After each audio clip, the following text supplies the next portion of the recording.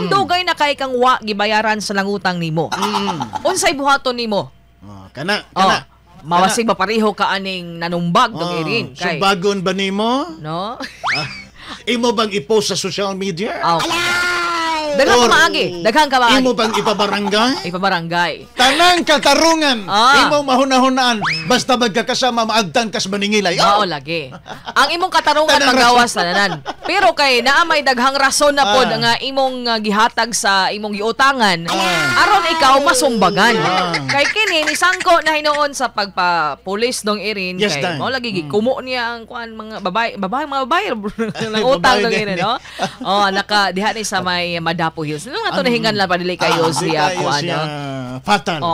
Basta pa nga ni? Renelin? Renalin, di Renelin. Barbarona, no? Niadto taon San Pedro PNP dong irin ang 29 anyos kay kuan taon dong irin ang iyang ang kanabang nautangan niyang di lang po nato ngan lag kuan mga ang tinuod nga pangalan mo Renalin. Renalin. Kini si Renalin mao ni ang nautangan. Mao ni siya. Mao na siya. Mao na ni ang ang nakautang. Kay mao to nga nasumbagan siya. To make the story short, nasumbagan. Ano na lang, dili lang nga to dugangan lang mga istorya basta kay ang merito. Pila may utang di ay? Pila utang ni Ronalyn? 5,000. Pero regardless siguro, bisan siguro pilay kantidad niya. So unsay ilang kuanday terms of agreement nila anang 5,000 day Maisel. Kaya naaman na. Naaman na. Okay, tubuan ba or unsa ba? Nagtubag-tubag manggol po daw po.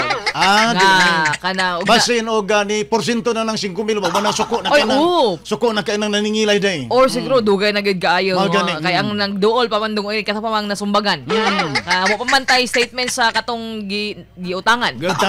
Ang statement pa lang nato is katong nasumbagan kay gisumbag ko, unfair kayo. Ni nangutang ra ko, kumagon ko ninyo.